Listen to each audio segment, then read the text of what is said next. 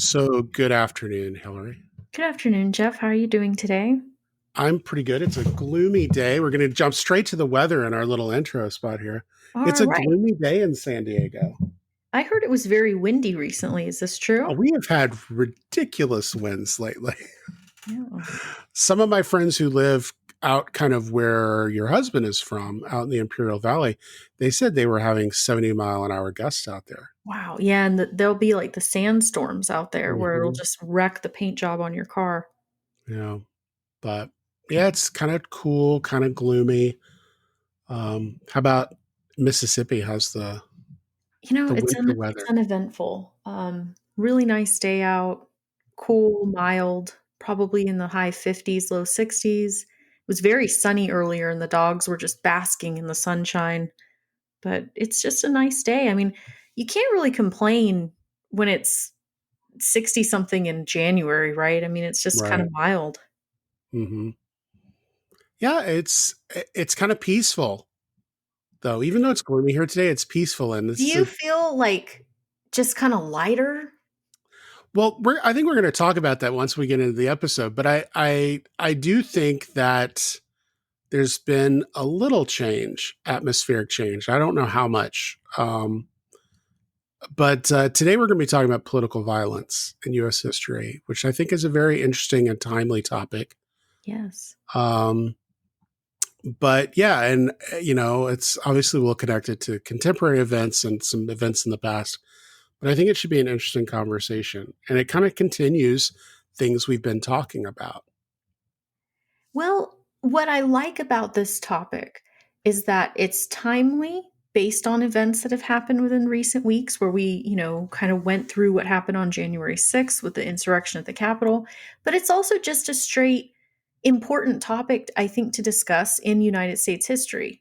It's not just a political timely thing, but it's really is like it's a topic in and of itself in our history that I don't think we spend enough time diving into or even covering it all. I mean, I never heard any of this Hmm. until I, researched it or was in graduate school. I never heard any of it about political violence through any part of my education. So I think to discuss it, to recognize it, to acknowledge that it existed prior to January 6th may, I don't know, I think it may help us understand a little bit of how we got here.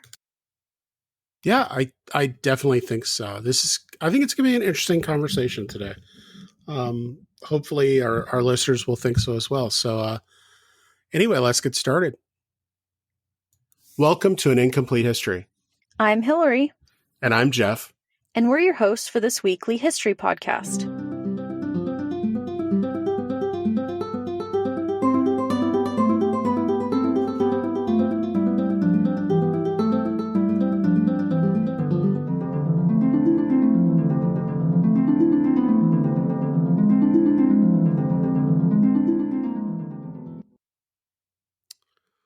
So, I wanted to start today by congratulating our 46th president of the United States, Joe Biden.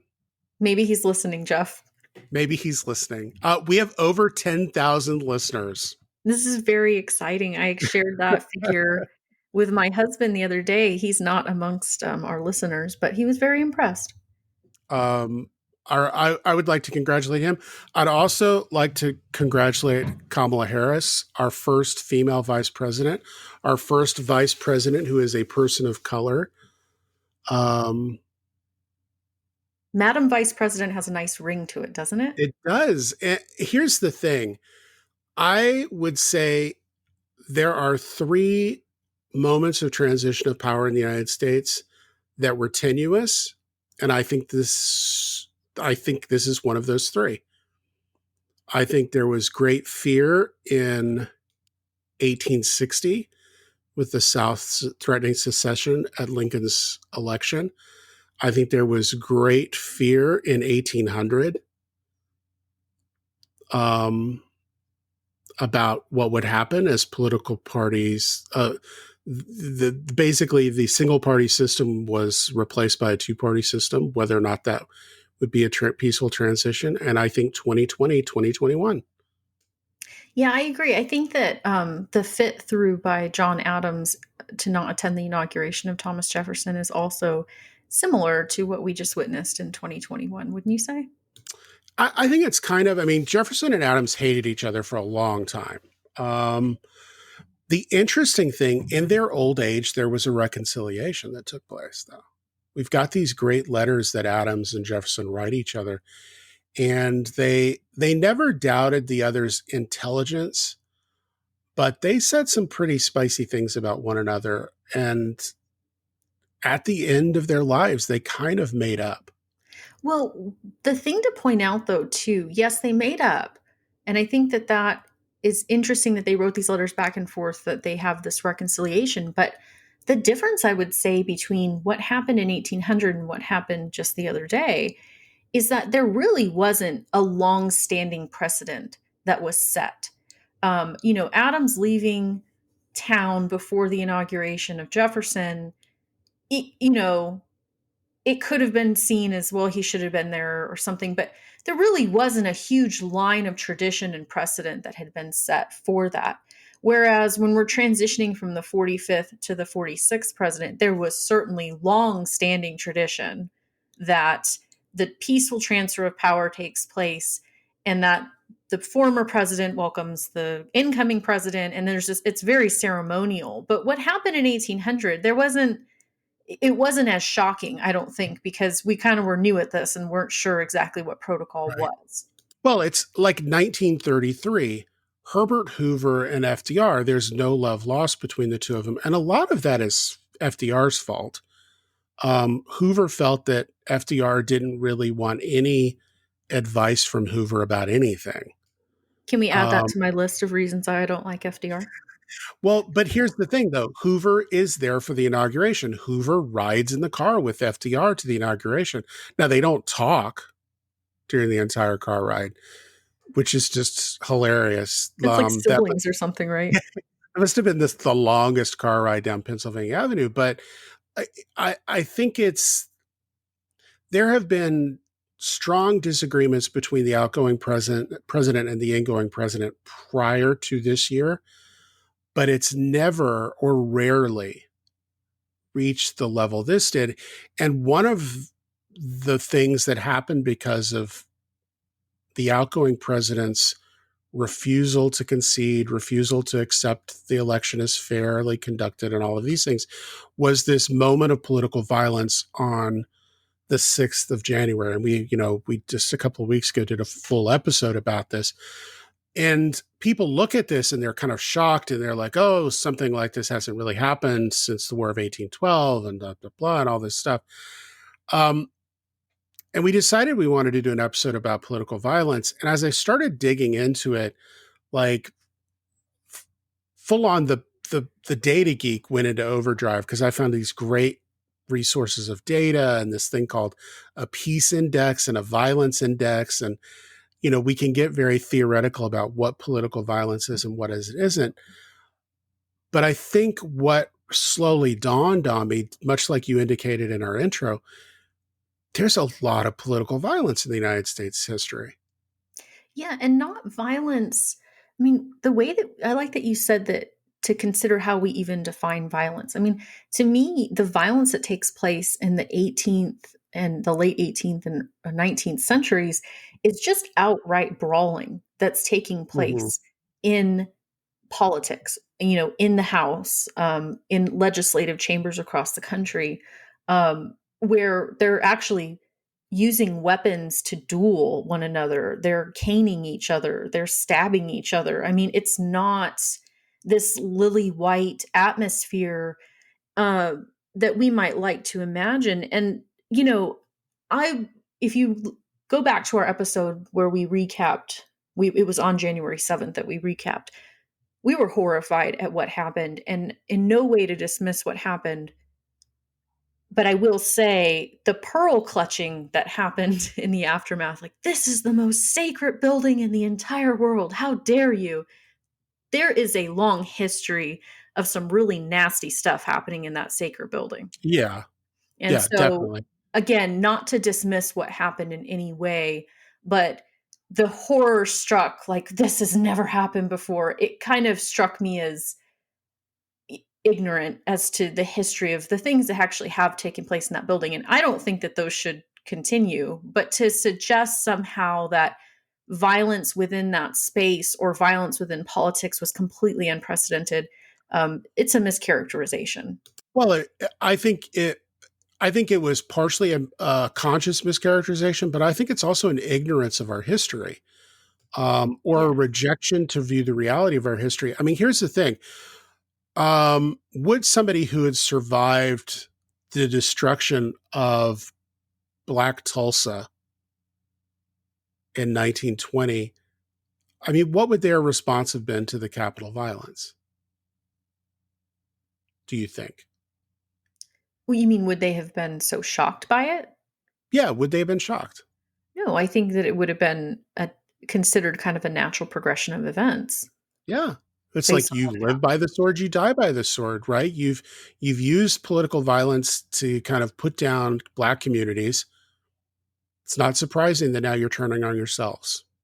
And this, and let's make this clear. I mean, these Congress is overwhelmingly white and overwhelmingly male, and the protesters who stormed the insurrectionists, the seditionists who stormed the Capitol on January 6th, overwhelmingly white, overwhelmingly male.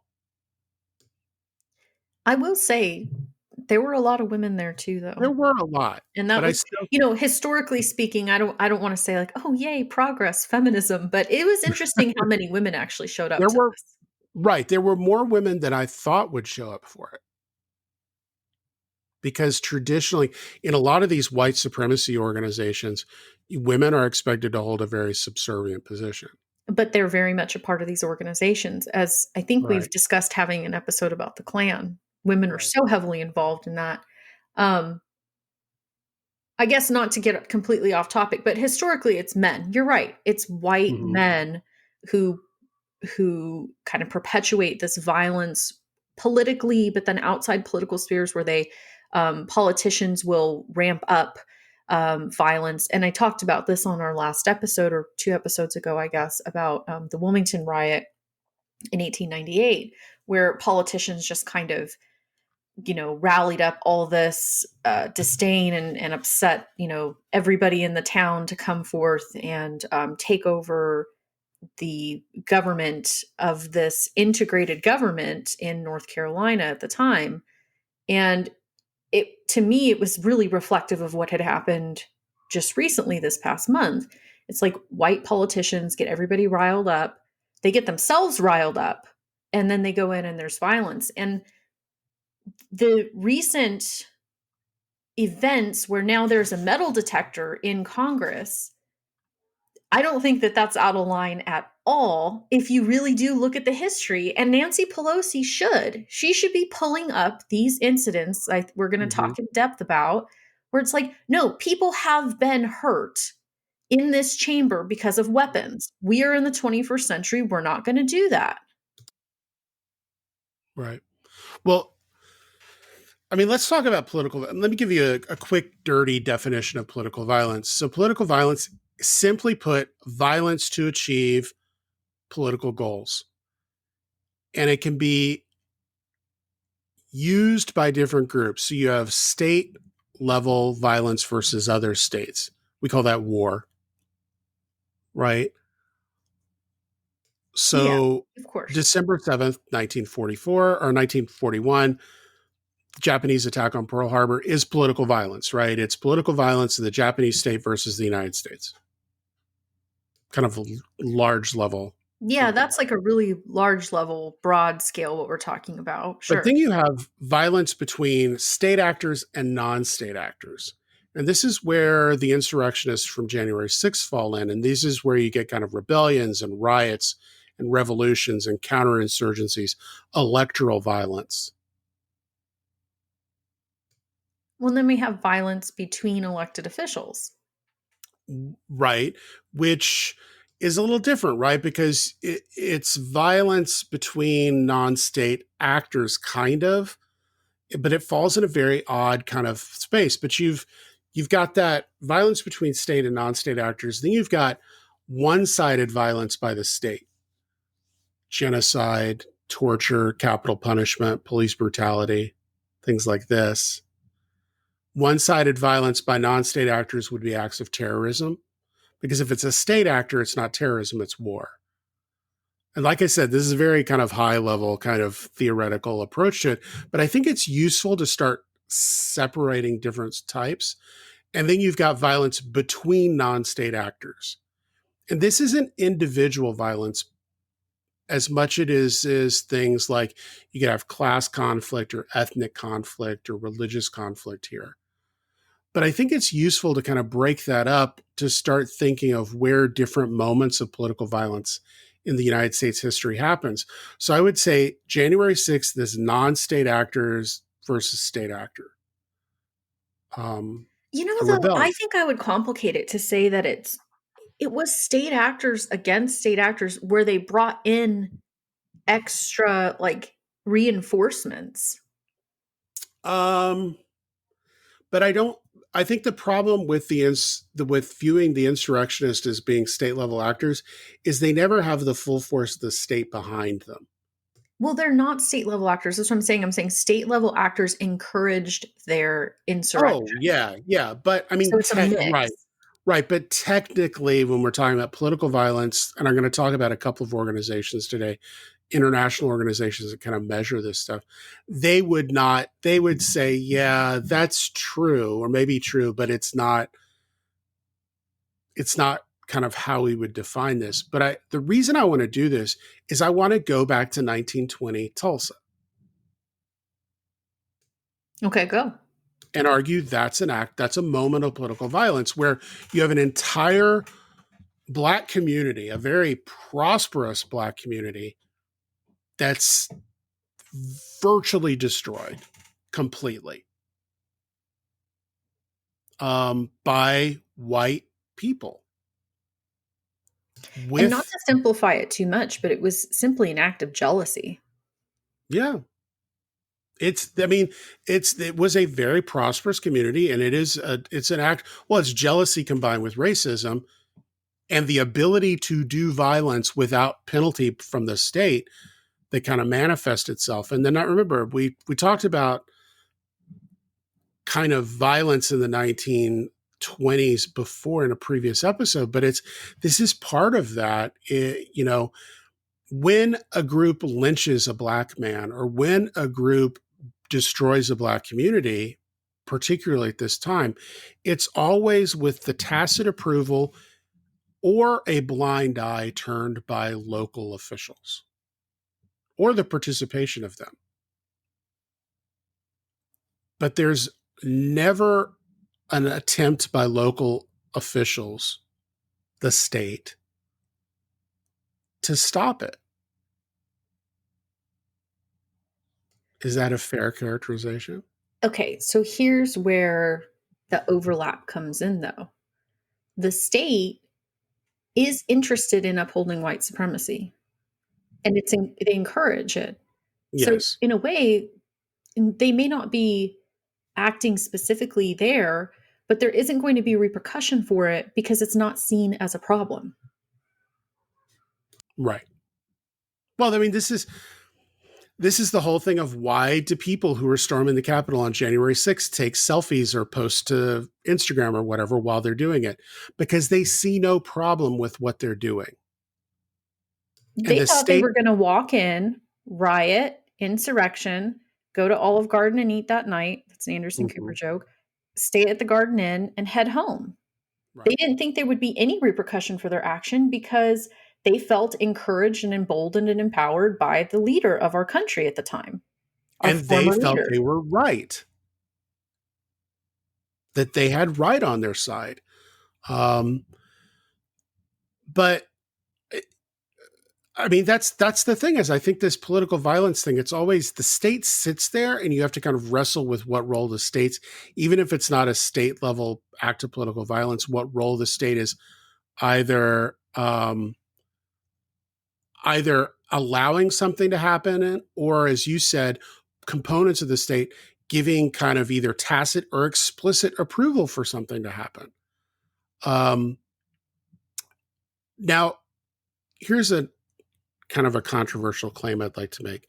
The United States is born out of political violence, and we never escape it. Oh, that's not controversial at all. I totally I don't agree. think it would be for some people. I think it would be for the 1776 report, yeah. Speaking of which, we will be having an episode devoted towards to dissecting the 1776 report.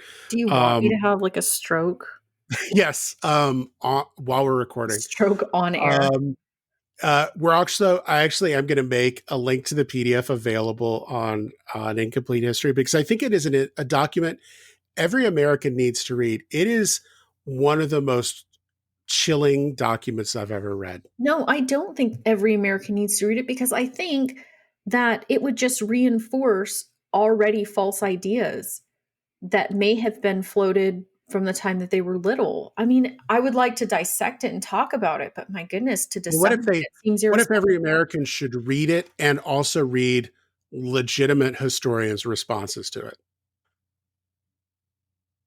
Yeah. Yeah, gosh, that makes me upset. So we will do an episode on that. Yes. But I think that's the thing is I think the United States is born out of an act of political violence. So the act of separating from Great Britain is an act of political violence. Um, and the revolution, through a series of events and coincidences and happy circumstances, breaks the way of the people in the American colonies who wanted to separate. So the United States becomes an independent country, but the political violence doesn't stop there. I mean, go back and listen to our rebellions episode, right? So what we need to point out though is that the reason why the violence never stops is because the United States was never united in a I mean, they were united in a cause briefly to fight off, the British, to say we don't want you taxing us here and stuff like that. It was always such a loose peace. It was always such a loose group of people to come together and like try to make a country out of this. You can't make like a full-blown successful happy relationship because you both hate the same person, can Mm-hmm. you? I mean, I know that's oversimplifying it, but to the Well, idea of a united states is so tenuous. I mean, it's not a united there's one cause. state that doesn't want to be part of the United States from the very beginning. Well, a lot of them really didn't. I mean, it But was like, there's one state that really didn't want to be part of it. South Carolina. South Carolina, yes. But I mean, really don't want to be part of it at all. Well, It's how hard to many convince problems they them. cause. I mean, it's so hard to convince them to sign the Declaration of Independence. They just don't really want to be with this because South Carolina's economy is completely dependent on exports across the British Empire. Well, and that's so I would say South Carolina was very British, and you can still see so many traces of Oh, those British Charleston, roots when yeah. you go, yeah, if you're in Charleston or something like that. And even the accent has very British undertones to it. But yes, of course, they wouldn't want to separate from that power because that was exactly what their economy relied upon. And you know, the idea of like, okay, let's fight them off and make them go away from us, but then to be saddled by a new federal government Right. and a new organization, they're not pumped on that either. And that's not just South Carolina. So many of the colonies who united under this one umbrella cause, they never got along with one another. And I've said this in lots of episodes, but the 1790s was a complete and utter riotous disaster in the government. Well, you have Nobody coastal. wanted to be friends with each other. So you have interstate conflict, right? So you have conflict between the states, and every state is just arguing with their neighbors in faraway states. But you also have kind of rural urban conflict, something we've never gotten away from in this country. You've got, kind of several cities where people who don't live in those cities really do not agree with anything coming out of them. You also have coastal versus inland conflict. This is really important in things like Bacon's Rebellion, or not Bacon's Rebellion, Shays' Rebellion, this kind of coastal versus interior conflict. Uh, all of these are kind of carrying on. And as the 18th century ends, you get a growing conflict between people who want to perpetuate slavery versus people who initially thought it would just disappear, but now maybe want to start, particularly when we get into the early 19th century, want to start dismantling slavery on some level. So there are multiple points of conflict in the country. There are multiple modes of conflict. And then there's also this bringing together of all these people with different interests, right? And putting them all in one chamber, and they don't like each other. They have competing motivations, different backgrounds, all this difference coming into this one chamber, and they fight with each other. And it's not just verbally, they physically get into fights with one another over sometimes really dumb things like, you insulted my wife, you called her ugly, I'm going to get a cane from the fireplace and smack you over the head with it. I mean, you have all these men, all this testosterone brought together, and they're just so violent with one another in this time period in the late 18th and early 19th centuries. And the political violence, it's not just over differences on their interests, but it's like they are unable to get along with one another because they don't want to be there in the first place, I don't think. Mm-hmm. So you would argue political violence is kind of lashing out at something it's lashing out because you feel maybe your views on not even want to be part of this haven't been listened to. Yes, maybe, but also just there's no desire to really to get along because it's seen that nobody's going to walk away happy. And that's the way I think politics is so muddied at the moment, is because nobody's walking away happy from the situation, right? And so you're kind of forcing everybody to get together, like, we're going to create this government. And like, there are some people who are pumped on it, but others kind of get roped into a situation that they don't want. And it's because their economies become somewhat reliant and dependent on one another, particularly because they're, in this foreign land. It's not their land. And we've talked about this before. There are ongoing wars with native people who are being dispossessed of their land. And so the start of the United States is basically an alliance of people who look similar, who come from somewhat similar backgrounds, to try to come together to quell, um, to, is that a fair word to use, like quell rebellion or something on the land that they've now taken. And so they have this loose alliance with one another, first to fight off Great Britain, but then they have this loose alliance in order to remain in charge of this land that they continue to take more and more and more of.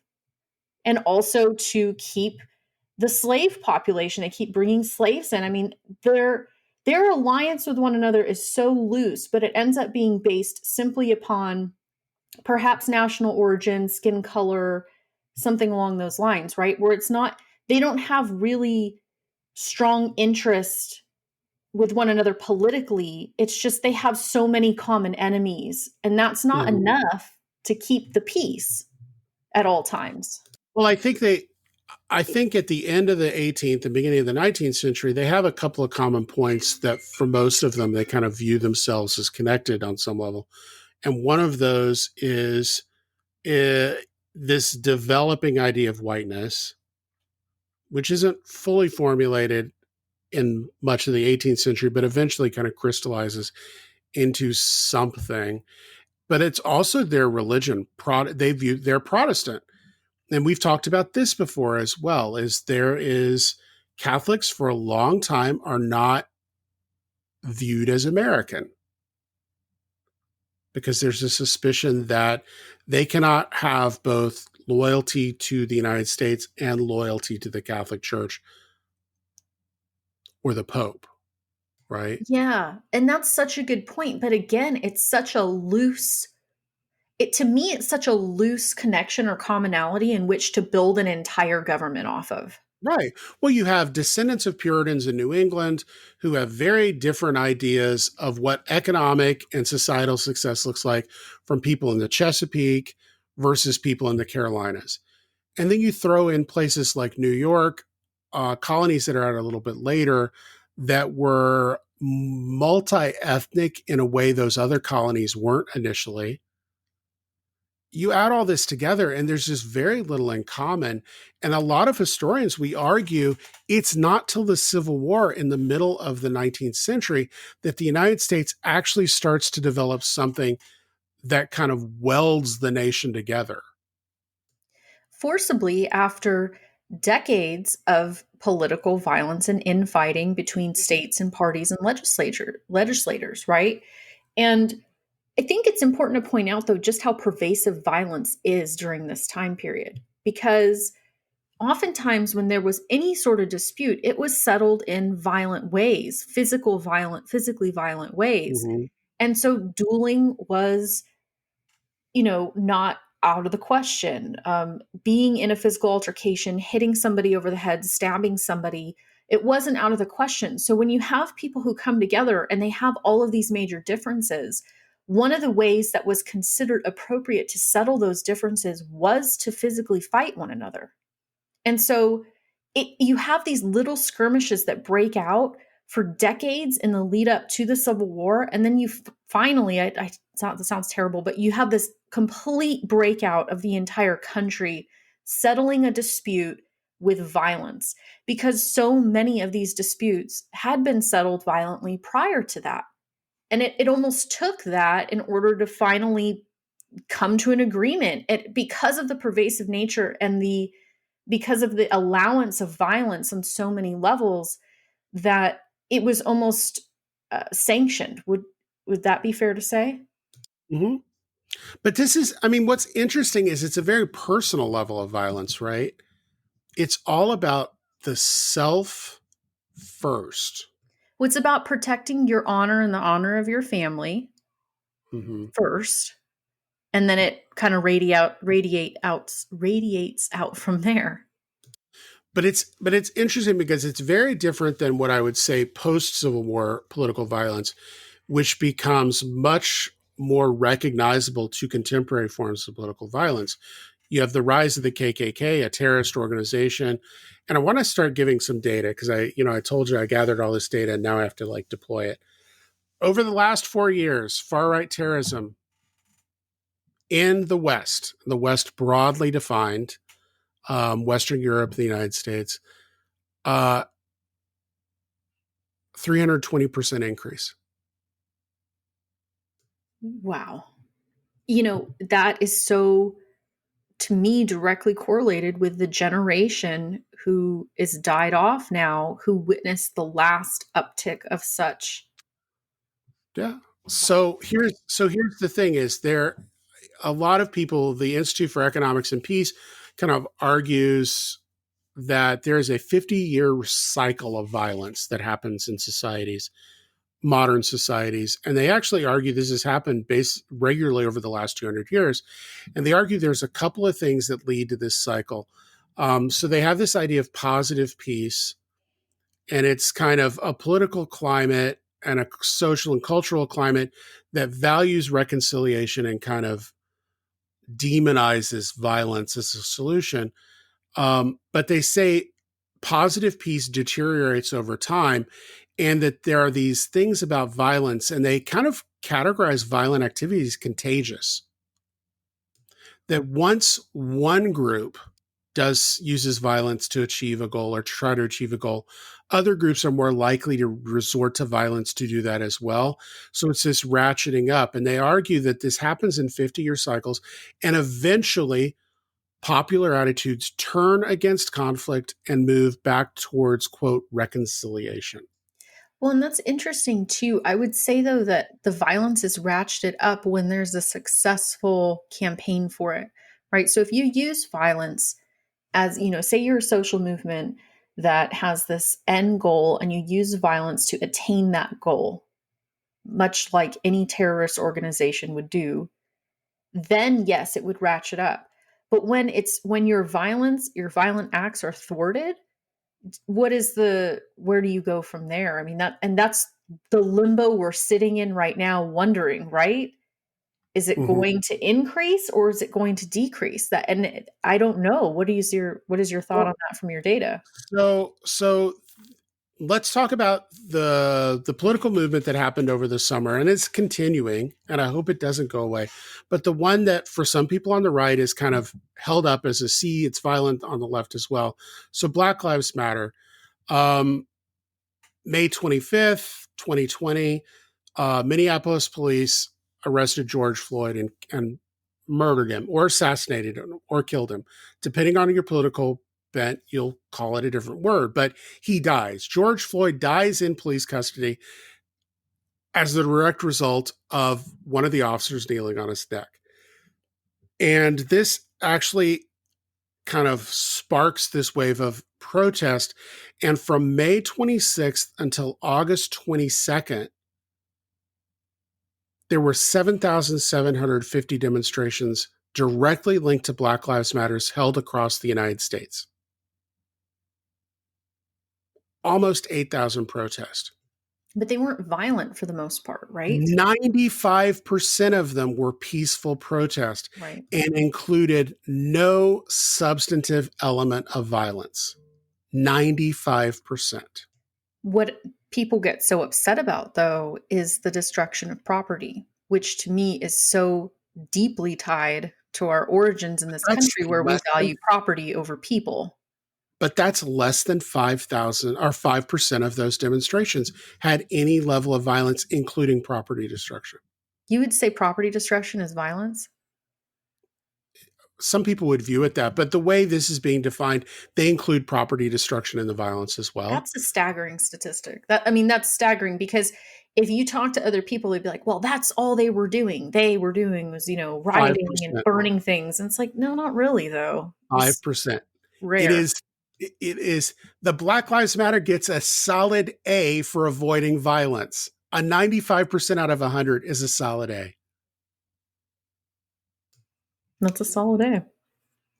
Almost 8,000 protests and fewer than 5% actively engage in any level of violence. And And the violence, though, and that the was whole thing engaged is in, anytime there was violence, is it was encouraged by police presence. I mean, I watched that. mhm. But I mean, this is the thing. It's you've got this huge political movement that does not devolve into political violence. And you can contrast that with something like January 6th. So here's my thing. Like, I'm teaching a class on social movements this semester, and I'm going to have, a lecture on Tuesday about what is a social movement and what are the means by which people get together and come up with a cause and all this kind of stuff. Is it a social movement if there's violence, or is it a mob, riot, insurrection, terrorism? Because, okay, what sets BLM apart from January 6th? Like, we would use Uh, different words to so describe maybe what so was maybe happening depending on what side of the aisle we lean politically. right. Is that right? So maybe what separates the Black Lives Matter from groups of who subscribe to like QAnon ideas, right? What separates them? I think they're both social movements. One of them actively rejects violence, and the other has violence embedded in its very ideology.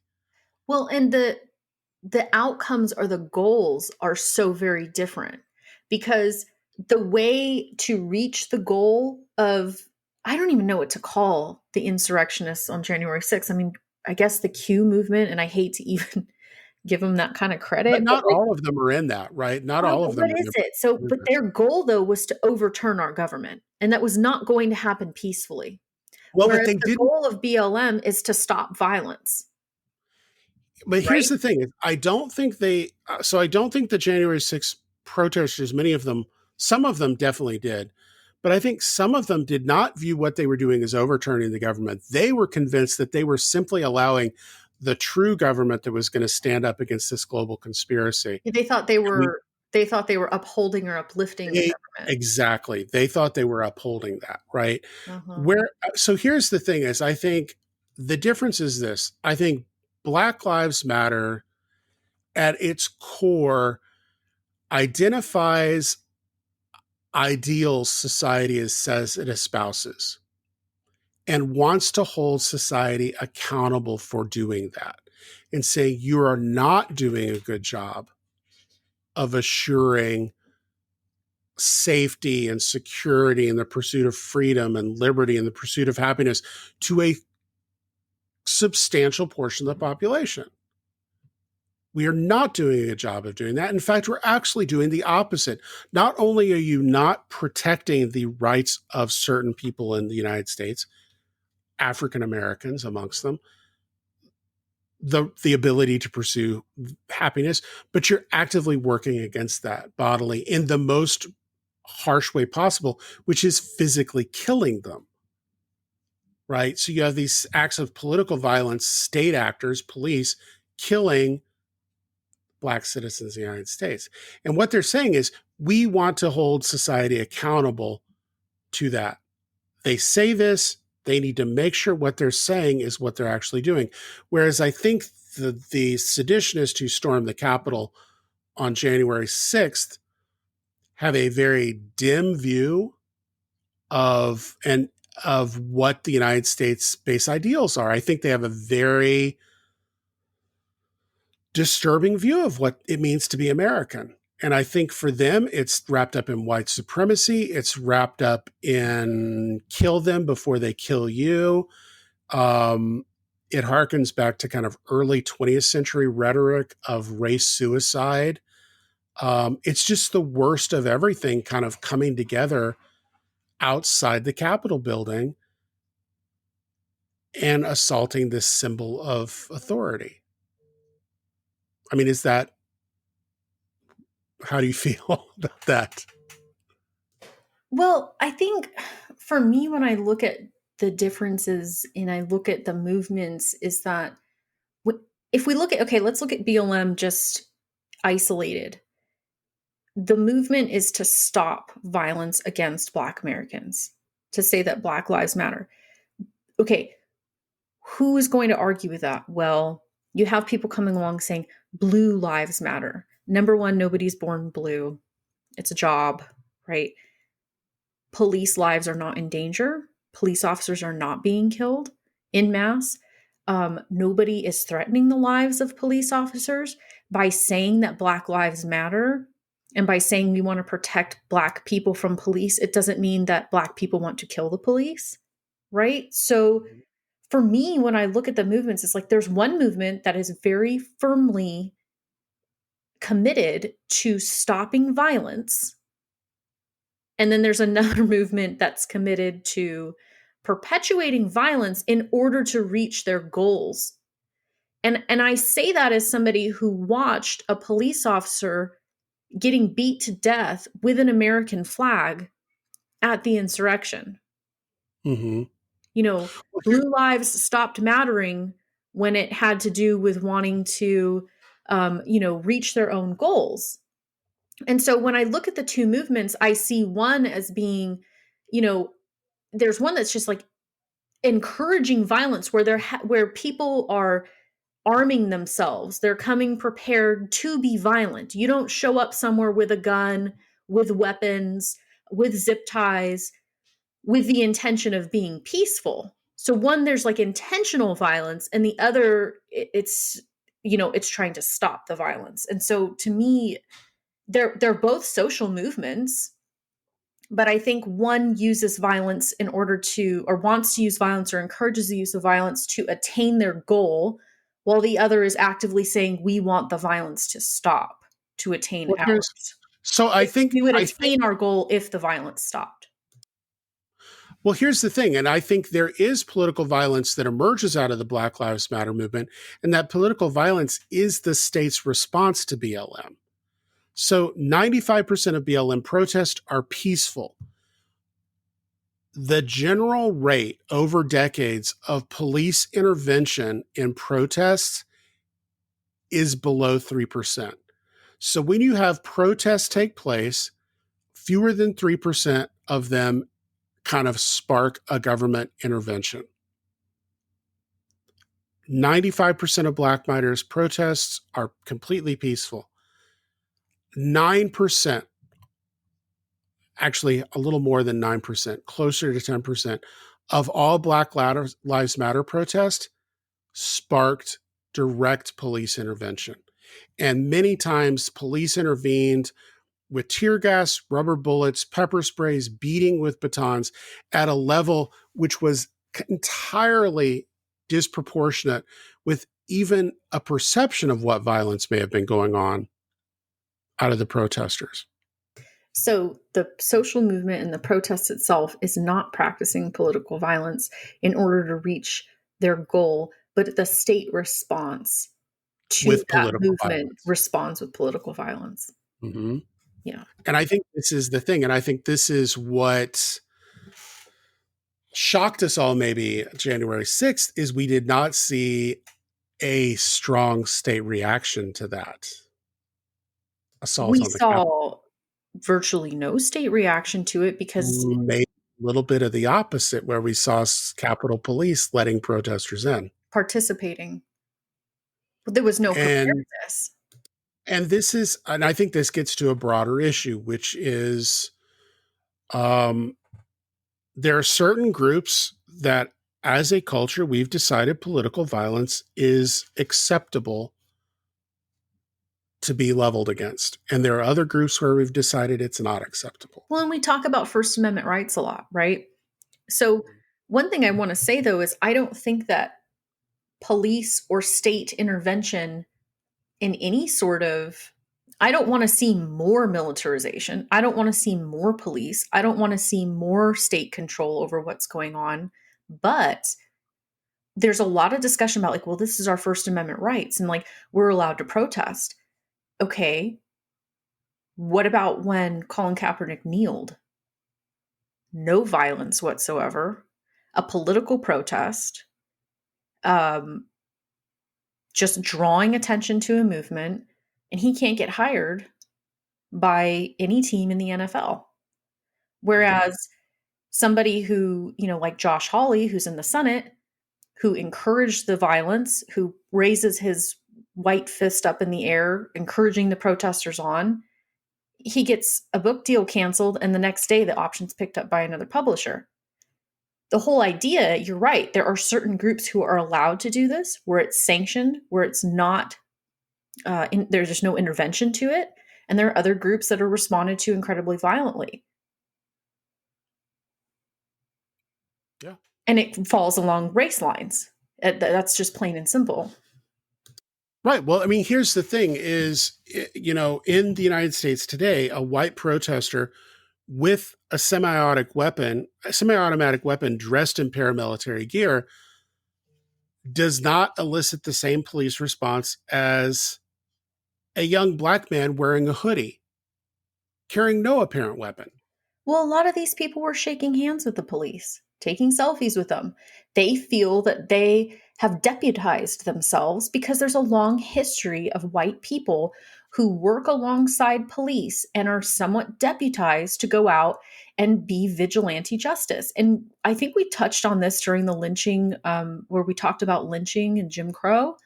Um, Well, the White active participation citizens and approval. oftentimes pair up with the police, with the state forces, or whatever powers that be, and they go out and they think that they can just work right alongside police and are encouraged. So Rage Against the Machine was correct. They were right a long time ago. It's I true. mean, That song is so it's true. You can tell what song are you referencing? Just what's the name of the song? It's Some We Wear killing Badges in the While name of. Yeah, also burn crosses, right? Which means, Yeah. I mean, this is the thing: the sheriffs across the southern United States, particularly, but let's not let other parts of the United States get off the bat here. I mean, Indiana at one point has the highest participation rate in the Ku Klux Klan of any state in the United States. Lynchings also take place in California, but you would have sheriffs who were active members of organizations like the Klan.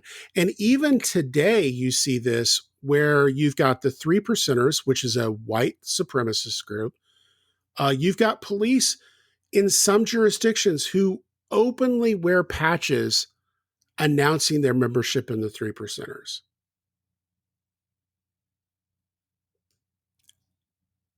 Yeah. I It's still, hugely troublesome. And I think that uh, we're seeing a lot of people who were at the insurrection are being identified as people who work for state government entities, being police forces, fire.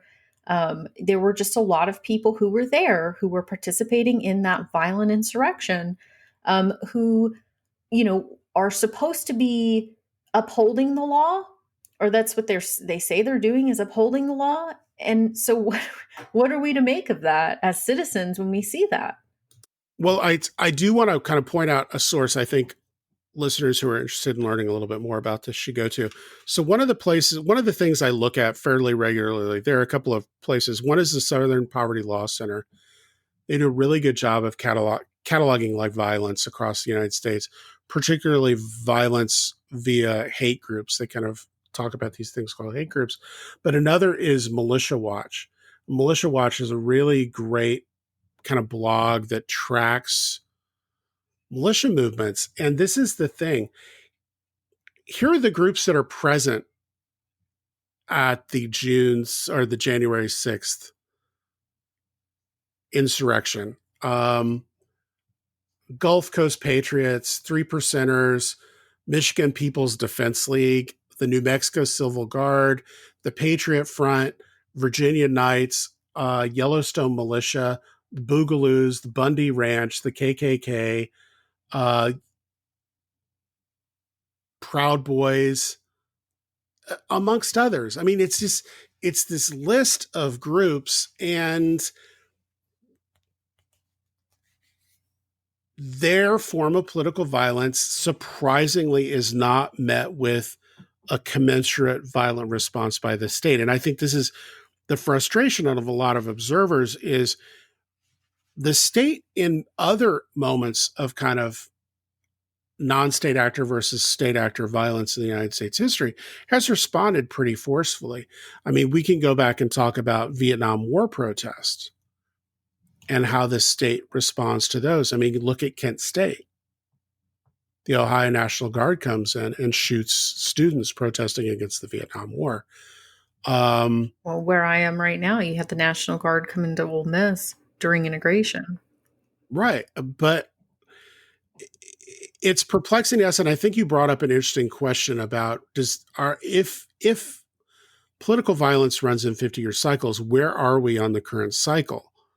Um, are we at the beginning of a cycle? Are we in the middle? Are we in the end? But kind of to come full circle to what we talked about at the beginning, the optimist in me likes to think maybe we are at the very worst in the middle, if not maybe moving towards the end of a cycle. I hope.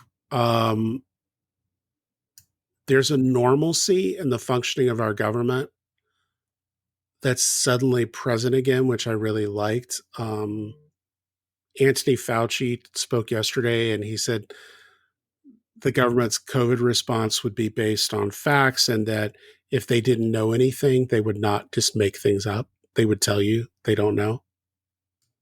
But, these conspiracy theorists and these QAnon folks have not gone away. Their theories have gotten even more outlandish. They feel completely downtrodden. To think that it's going to go away, I mean, gosh, I think that that's But I mean, these wildly projects, optimistic. Right, but these projects that kind of map political violence and kind of its rise and fall say that when society turns and decides it's no longer permissible to believe those things, things happen pretty rapidly. I mean, it's so I think that's the question there. Has it become socially has being a member of QAnon or these other groups become something that will make people pariahs? And if it has, these projects would argue then we're on the kind of the backside of the political violence cycle. I That think you're right, but I am concerned by the pervasive nature of this, where I think that there's a large enough percentage of people who believe in these theories and who are just so anti, I don't know, Biden or whatever, that there are enough people that I don't think it's going to just be squashed immediately. I mean, the social media giants and tech companies have done. I don't know if you saw that statistic that came out this week that said since the banning of all these accounts, conspiracy theory nonsense circulating across Twitter decreased by 78%. 78%. That's huge. Just by banning some of these accounts that we don't even know where the information's originating. It's much of it is not even within this country. Um, so there's definitely an effort to make this movement one of social pariahs, but there's a lot of people who are involved in it. And I think it's because of the internet, I think that it's optimistic to assume that it's just going to go away without first trying to reorganize or rebuild and revenge. I'm a little concerned about that. well, here's the thing. Okay, so to kind of hopefully add a little spark of hope into your life, Oklahoma City bombing, 1995. That's 26 years ago. And I would say the Oklahoma City bombing is definitely related to and part of the violence we saw on January 6th.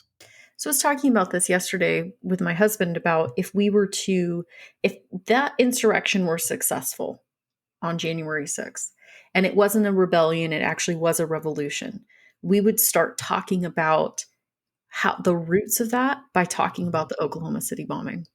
Yeah. Yeah. And I think you can even go a little bit further back to Waco and Ruby Ridge, which now you're approaching 30 years of history of this. So I think there's evidence, Was this their according to last the way, stand, Jeff? maybe it is, I don't know. But I would say if there truly are these 50-year cycles, are we now getting hopefully to a point where we decide violence is not the solution ever? And people who advocate violence to foment political change need to be called out for it Censured or removed from or office. removed or and that the ultimate act of non-political violence is the peaceful removal of a despot. Right. Right. Well, I'm seeing hope, this week where things do seem less insane. I mean, I can't tell you what a relief it is to open Twitter, and I don't actively participate in Twitter. I'm kind of a creep, but to open it and not see something just insane trending. Where you're like, Oh yeah. "What is It's going I just on? What Here's did the he thing. say?" I'm a political junkie on many levels, but at the same time, I would just like to have days where I don't worry about what is being tweeted about from the White House.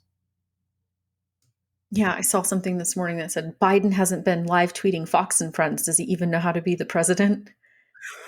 It's cracking up. But But yeah, it's I mean, sorry. yeah, To talk about no, violence, though, I mean, is important just to say that, yes, this is something that we've done historically, that there's been a lot of political violence. And I thought it was really interesting that you pointed out that the origins of this nation are predicated on political violence. But to say that we as a society, we want to root that out, that's not an okay way to go about business. And we don't want that. well, and that's the thing is, I think a lot of not a lot, but some of the signatories of the Declaration of Independence, they actually really wondered, can anything you do be legitimate if it's born out of violence? And I think this is kind of goes back to late Enlightenment ideas about separating. And, it's violence has been part of the American experience. And But it's it's not not, uniquely American either. I mean, that's no, so it's not uniquely American. It's not uniquely American, but we ascribe to higher ideals, but we always seem to come back to this ultimate decision that violence is the way to achieve things. well, and that's what I think, kind of circling back to the pearl clutching of pretending this has never happened before. We're the United States. It's a huge denial and ignorance of our history. We do ascribe to higher ideals. We do want to be loftier. We do want to do better. And I'm proud of that for us, that we want to try for that. But time and time again, we return to this incredibly violent means of, achieving a goal, and it's always predicated on the of upholding white supremacy in this Mm-hmm. country. That is what is uniquely American to me. Is like, so many of our political systems have just been entirely devoted to this upholding of the white regime or the hierarchy, right? Mm-hmm. Yeah. Well, I think this is a good place to end it. We're at an hour, and I think I mean, we could go on and on about this topic. But I think it allowed us to, like, we were so shook the day after, and like we had that episode and I was happy we did it, but we were like, we're still thinking about this. And now to me, it's like we kind of thought about it for a couple weeks and now we've come back with a little bit more insider context. To me, it's kind of a continuation of that episode, but with mhm, a little bit more detail, maybe. yeah. Well, great. Well, yeah, this has been interesting. Hopefully, you learned a thing or two. Make sure you join us next time. I'm Jeff. And I'm Hilary. Thanks for joining.